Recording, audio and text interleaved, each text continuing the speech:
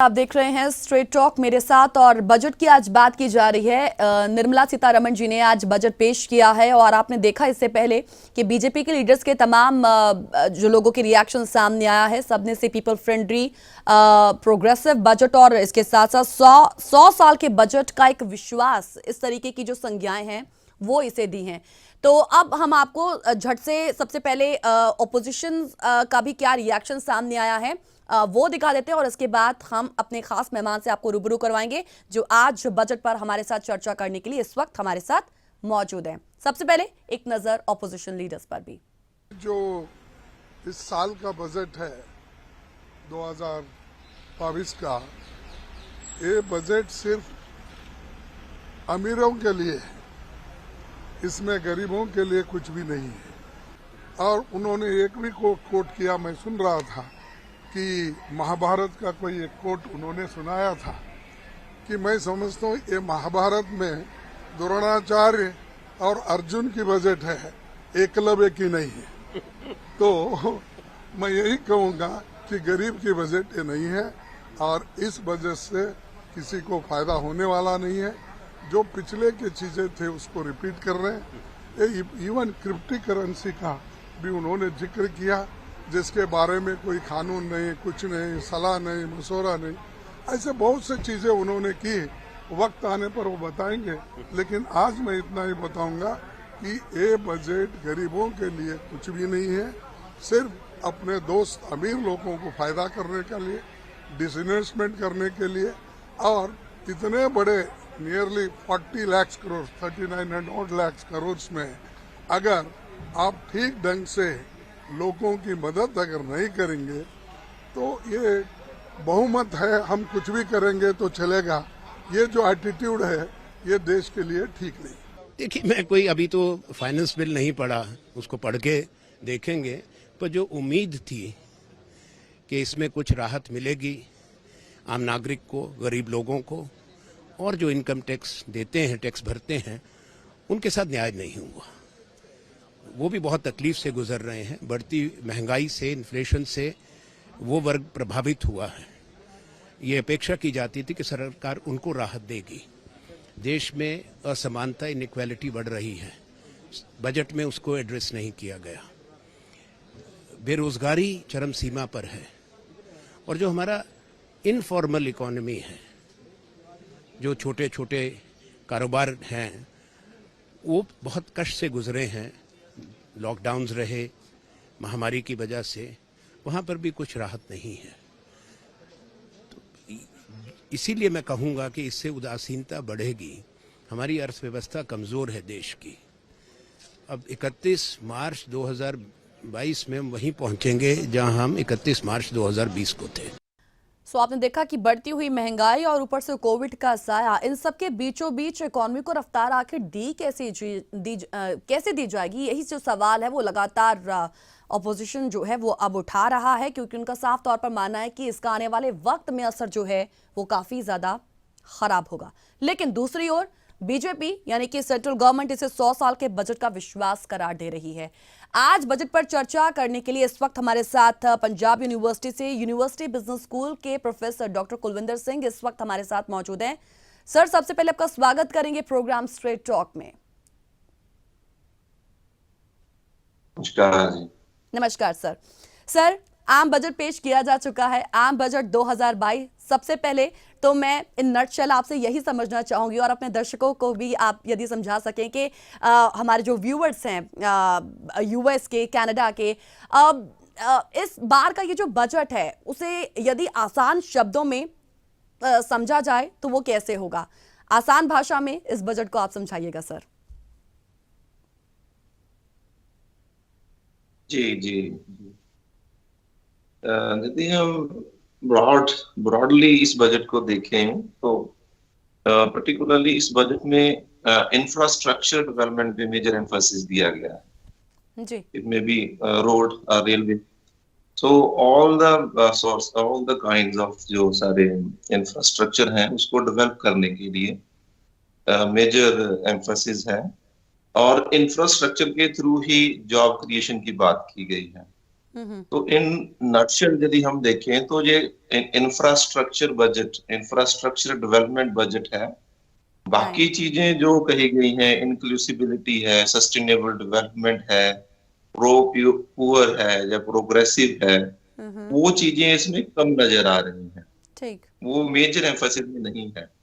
Education, education की यदि हम बात करें, हेल्थ की यदि हम बात करें और एग्रीकल्चर की यदि हम बात करें, जो कि बहुत मेजर सेक्टर्स हैं इकोनॉमी बिल्कुल। के, जहाँ पे एजुकेशन इंक्रीज होना चाहिए, जी। वो नहीं हुआ है। जी। तो मेजर यदि हम देखें तो ये थोड़ा सा डिजिटाइजेशन करने के लिए इकोनॉमी को और इंफ्रास्ट्रक्चर को बिल्ड करने के लिए ये बजट लाया गया है। और वो बातें सही हो रही हैं कि यदि हम देखें कि ये जो रिसोर्स का एलोकेशन हुआ है, क्या वो इक्विटेबल है? यदि हम देखते हैं कि हमारे कंट्री में पुअर कितने हैं, एग्रीकल्चर में कितने लोग लगे हुए हैं और इंडस्ट्री में कितने हैं, तो उसके हिसाब से एलोकेशन बहुत ज्यादा रैशनल नहीं है। Right, right, right, right. ठीक। अभी तक हम यही देख रहे हैं कि इस बजट के पेश होने के बाद केंद्र मंत्रियों के साथ साथ जो तमाम लीडर्स हैं बीजेपी के, वो इसे एक आत्मनिर्भर भारत का बजट कहते हैं। आपकी नजर में इसे एक बैलेंस्ड बजट, वो तो खैर मैं समझ चुकी ही हूं आपकी ओर से जो कहा गया है, कमेंट दिया गया है, can we call it a progressive budget? क्या ये भविष्य के आर्थिक विकास पर, जब हम इकोनॉमी की बात करते हैं, क्योंकि अब उसे ही बूस्ट अप करने की बात जो है वो लगातार की जा रही है, सो क्या हम कह सकते हैं कि फ्यूचर के एक इकोनॉमिक डेवलपमेंट पर फोकस वाला ये बजट है? यदि हम इंफ्रास्ट्रक्चर की बात करें, जो आप कह रहे हैं डिजिटाइजेशन पर ज्यादा फोकस जो है वो सरकार की ओर से किया गया है। तो इसको यदि हम देखें, बजट का जो पर्सपेक्टिव 1 साल का होना चाहिए। बजट का कभी भी पर्सपेक्टिव 100 साल का नहीं तो होता। सर 25 साल का कह रहे हैं। हाँ, वो नहीं होता है, नहीं होना भी नहीं चाहिए।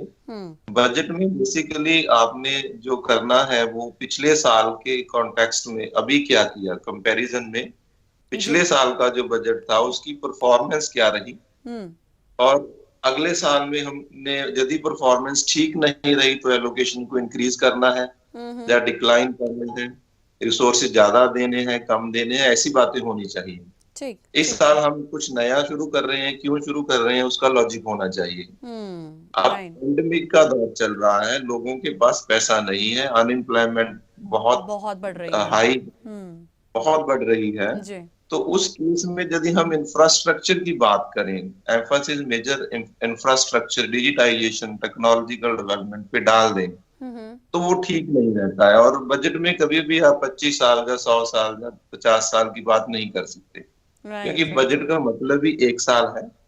1 साल में हम डिपेंडिंग अपॉन कितने रिसोर्सेज हम क्या कर सकते हैं, वो होना चाहिए। तो वो बड़े बड़े जो मेटाफर्स आ रहे हैं, वो मुझे नहीं लग रहा कि वो ऐसा प्रोग्रेसिव या ऐसा कुछ हम इस बजट में 25 साल या 100 साल का कुछ प्रोजेक्ट कर पाएंगे। सो हम कह सकते हैं इन शॉर्ट कि this budget is a mix of short term boost, long term structural emphasis.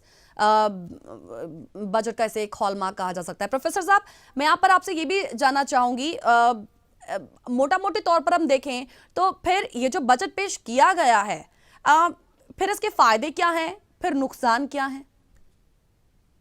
तो इसके बेसिकली जो फायदे होने वाले हैं वो इंफ्रास्ट्रक्चर में लगी हुई बड़ी कंपनियों को, जो मेजर जो कंपनीज हैं, वही फायदे इसके जाने हैं। But on the other side यदि हम देखें, पर्टिकुलरली यदि हम पुअर की कंडीशन देखें या हमारा हेल्थ सेक्टर देखें या एजुकेशन देखें, उसके लिए कुछ ज्यादा खास नहीं है इस बजट में। डिजिटाइजेशन के लिए अभी ज्यादा डिजिटाइजेशन की बात की गई है, बट डिजिटल एसेट्स पे टैक्स लगा दिया गया है।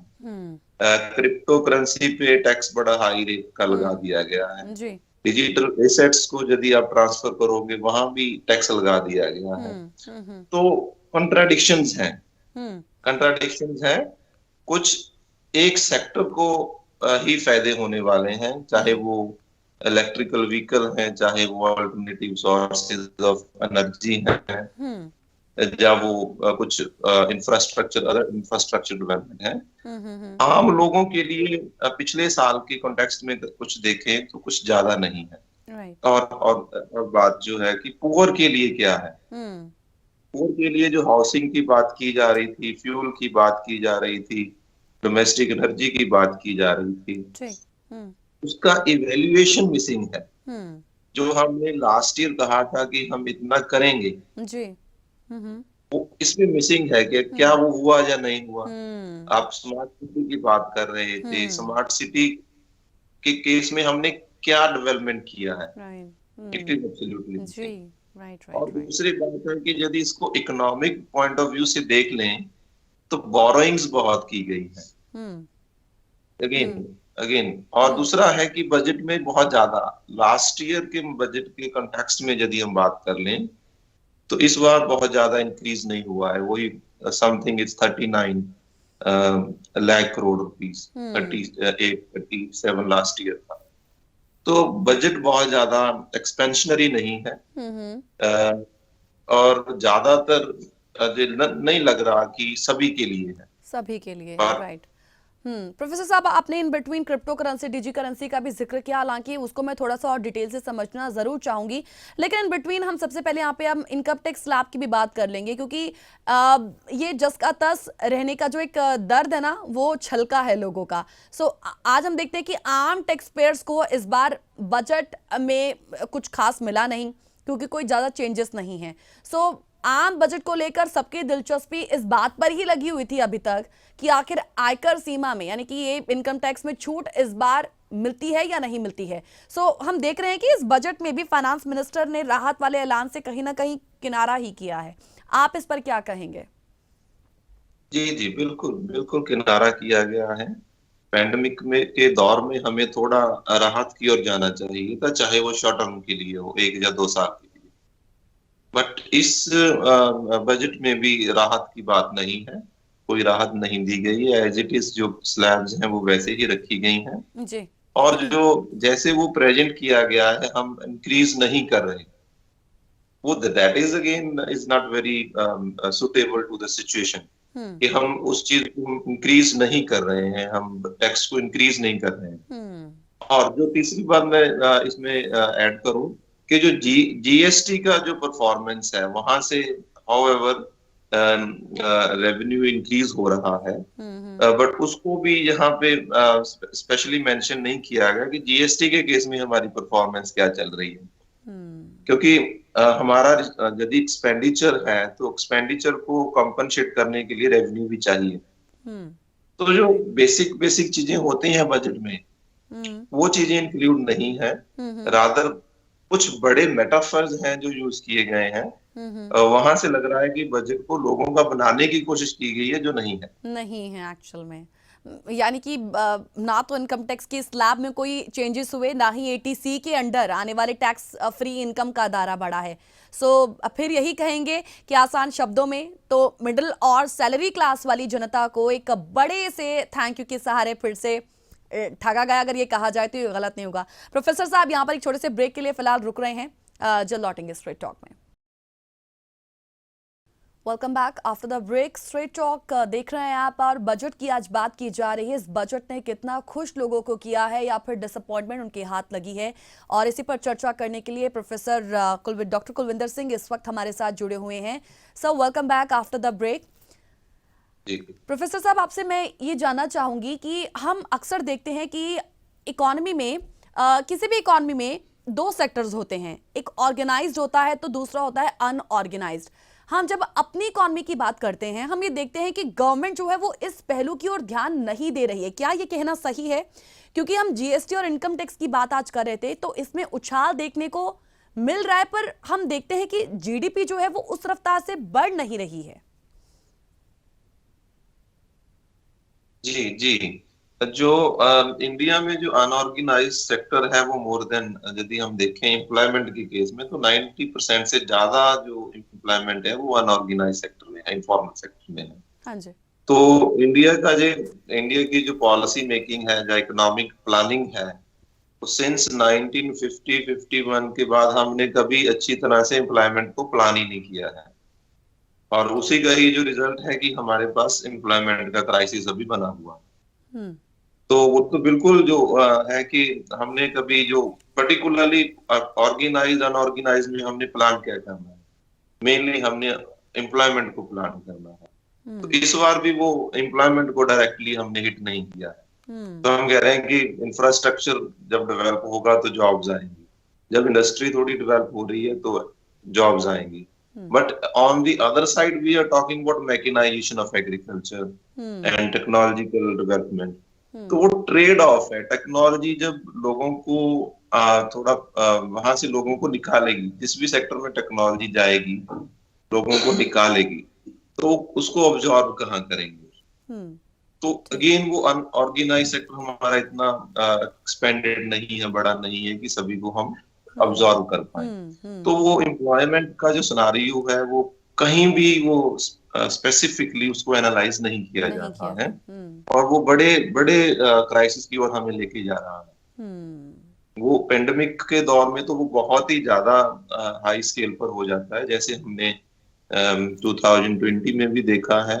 मई जून में 27% तक वो चली गई थी जी अनएम्प्लॉयमेंट। जी तो तो अनऑर्गेनाइज सेक्टर में जो कुछ हो रहा है वो बिल्कुल ही आप सही कह रहे हो कि हम्म उधर सरकार का ध्यान नहीं ध्यान है। नहीं है जी। पर सरकार तो देखिए 25 वर्षों की बात कर रही है।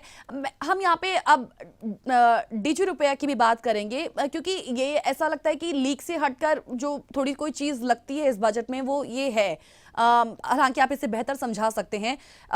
डिजिटल रुपया ये आखिर है क्या, क्योंकि आम लोग इसे अच्छी तरीके से समझ ही नहीं पाते।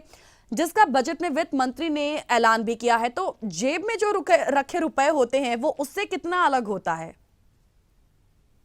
तो वो simply this is a blockchain technology. Blockchain technology means computer में थोड़ा सॉफ्टवेयर के थ्रू जो कैलकुलेशंस एल्गोरिथम चल रहे हैं उसके बेसिस पे करेंसी डेवलप हो रही है। अच्छा तो वो करेंसी एक दूसरे के साथ जुड़ी हुई है, एक रुपया दूसरे के साथ जुड़ा हुआ है। ग्लोबली वो करेंसी ब्लॉकचेन टेक्नोलॉजी के साथ जुड़ी हुई है। हम्म तो जैसे ही वो लोग उसमें इन्वेस्ट कर रहे हैं, वो देखोगे जैसे वो करेंसी आ रही है उसका प्राइस नहीं है, पर जैसे हम्म जैसे लोग उसमें इन्वेस्ट कर रहे हैं तो उसका प्राइस इंक्रीज हो रहा है। हम्म अब जो लोगों को लग रहा है कि उस करेंसी में यदि जाएं तो प्रॉफिट है, hmm it is very similar to capital gains.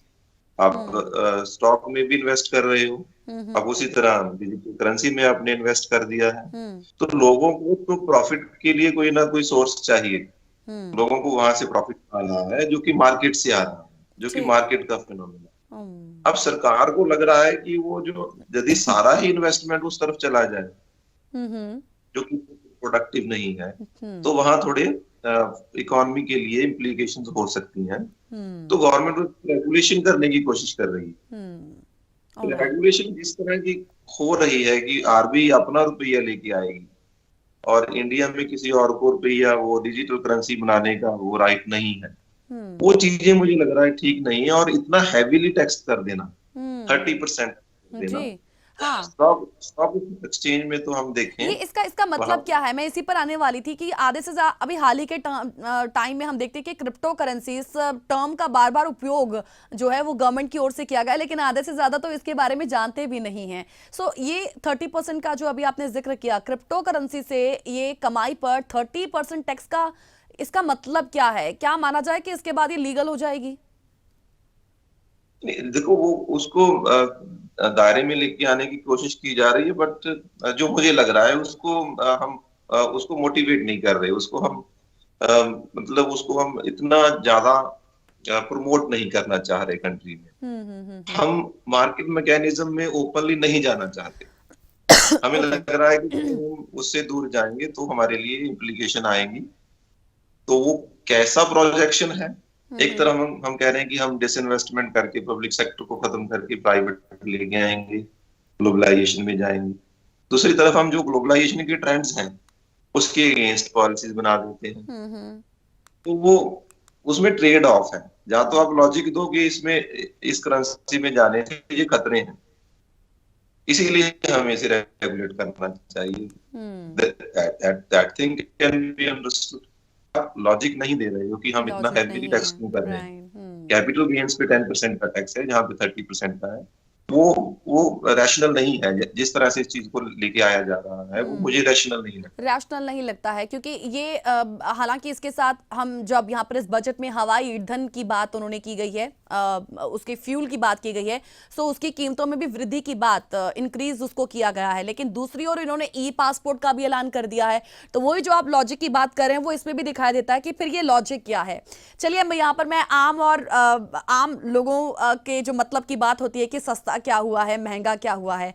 अब हम यहाँ पर देखते हैं कि फाइनेंस मिनिस्टर ने मोबाइल फोन चार्जर से लेकर mobile phone camera, lens, transformer समेत ये जो कई ऐसी चीजें हैं उन सबका जिक्र बजट में किया है। तो ये जो घरेलू निर्माण को बढ़ावा देने के लिए छूट की घोषणा इन्होंने कर दी। अब इन आइटम्स पर जब हम ड्यूटी कंसेशन की बात करते हैं, सो ये इस बजट में कही गई है, लेकिन इसका भी मतलब क्या है? तो ड्यूटी कंसेशन का तो रहता है कि हर साल किस इंडस्ट्री को ज्यादा हम थोड़ा देखें जी। कि किस इंडस्ट्री को हमने प्रमोट करना है, तो वहां पे कंसेशन दे दी जाती है। हम्म। तो इस साल भी वही है कि जैसे हम थोड़ा देख रहे हैं कि एफएमसीजी की ओर हम थोड़ा सा ध्यान दें, तो बेसिकली कंसंट्रेशन वही रहती है, क्योंकि ऑर्गेनाइज सेक्टर में वही चीजें प्रोड्यूस हो रही हैं, उसी की ओर ध्यान चला जाता है। बट बेसिकली यहाँ पे ध्यान जाना चाहिए, पर्टिकुलरली जो हम खाने पीने की चीजों में प्राइस का इंक्रीज देख रहे हैं, उन चीजों को हम एक्सपेक्ट कर रहे थे कि उन चीजों के लिए भी कुछ हो कि मस्टर्ड ऑयल का प्राइस कहाँ जा रहा है या दालों का प्राइस कहाँ जा रहा है। तो वहाँ वहाँ वहाँ कोई उसके लिए भी राहत सामने नहीं आई। हम्म। ठीक, अब मैं यहाँ पर थोड़ा किसानों की बात भी हम कर लेते हैं। काफ़ी टाइम से ये हमेशा से ही चर्चा का विषय रहा है। और किसान वर्ग की बात की जाए, अगर हम यहाँ पर राकेश टिकैत की बात करें, उन्होंने भी इस बजट को लेकर अपना जो रिएक्शन है वो सामने नहीं दिया है। हम आपसे ये समझना चाहेंगे प्रोफेसर साहब कि सरकार ने बड़े ऐलान तो कर दिए किसानों को लेकर, लेकिन उम्मीदों के बजट में हम देखें तो किसानों के हाथ में क्या आया है? क्या किसानों को इस बजट से कुछ मिला है? किसानों को देखो, यदि हम देखें वही जो हमने जो स्पोर्ट प्राइसेस के थ्रू उनको रिसोर्सेज देने हैं, जी। किसानों के हाथ वही आना होता है अल्टीमेटली। और in this budget again there is a decline in that allocation. तो एग्रीकल्चर में जितने लोग लगे हुए हैं और जितना फंड एलोकेट हो रहा है वो अभी नहीं है, वो सिंस लास्ट सेवरल बजट्स वो मिसिंग। तो गवर्नेंस की जो सोसाइटल अप्रोच है, जो सोसाइटल पर्सपेक्टिव ऑफ गवर्नेंस है, वो इंडियन गवर्नमेंट फॉलो नहीं कर रही है कि जितने लोग हैं उतने परसेंट रिसोर्स एलोकेशन होने चाहिए।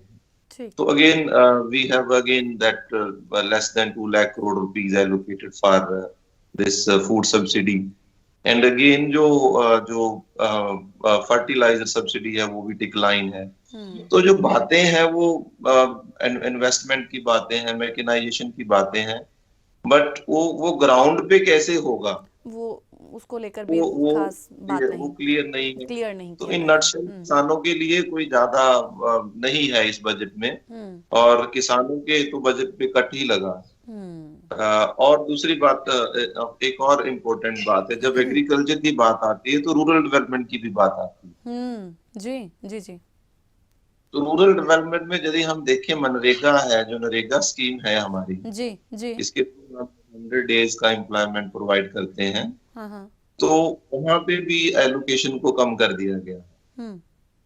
तो 73,000 करोड़ रुपीस एलोकेट हुए हैं as against 98,000 crore rupees of. तो उससे भी इकोनॉमी में यदि हम देखें कि एग्रीगेट डिमांड जो आती है, जो चीजें बन रही हैं, मैन्युफैक्चर हो रही हैं, उनको खरीदना किसने है, तो वो नरेगा का जो डिमांड क्रिएशन वाला एस्पेक्ट है वहां पे भी हम नेगेटिव कर रहे हैं। जहाँ तो लोगों को भी नरेगा में भी जो रोजगार मिल रहा है वो कम होने वाले। प्रोफेसर साहब, जी जी जी जी, समय की तब थोड़ी सी कमी है, लेकिन मैं जाते जाते, हाँ जी, जाते जाते मैं आपसे ये जरूर समझना चाहूंगी कि देखिए अभी जो फिलहाल हमारे सिचुएशन है पूरे इंडिया की, हम एक तो देख रहे हैं कि एक तो महंगाई लगातार बढ़ रही है, और ऊपर से कोविड के साए में हम लोग 2 साल से जी रहे हैं, और उसके बाद उम्मीदें जो है वो आम लोगों की काफ़ी बढ़ जाती हैं। हम इकॉनमी की बात करते हैं, ये अच्छी रहेगी, इसका मतलब है कि आम लोग की जो अपनी एक पूरा उनका जो स्टैंडर्ड ऑफ लिविंग है वो अच्छा हो रहा है। इट मीन्स कि आपकी जो इकॉनमी है वो लगातार बढ़ रही है। मैं आपके पर्सपेक्टिव से समझना चाहूंगी कि अभी फिलहाल जो सिचुएशन है उससे सब अवगत हैं, लेकिन फिलहाल सरकार को इसी इकॉनमी को बूस्ट देने के लिए, उसे एक्सेलरेट करने के लिए क्या करने की जरूरत है? पैंडेमिक टाइम्स में आप ज्यादा यदि आप कहोगे कि हम बहुत ही दोनों तरफी डेवलपमेंट भी बहुत ज्यादा कर लें और लोगों को लाइवलीहुड के लिए भी हेल्प कर दें, वो तो पॉसिबल नहीं होता है। एक चीज को थोड़ा सेक्रीफाइस करना पड़ता है। पर जैसे लोगों के पास एम्प्लॉयमेंट का क्राइसिस है, तो मनरेगा जैसी स्कीमें और उसके लिए एलोकेशन ज्यादा होनी चाहिए। हम्म।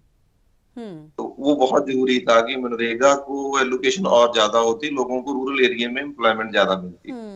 दूसरे ये लोगों को जो सीधा हम कह रहे हैं कि कोविड के लिए हमने इंश्योरेंस स्कीम दे दी है, 5 लाख का बीमा आपको दे दिया है।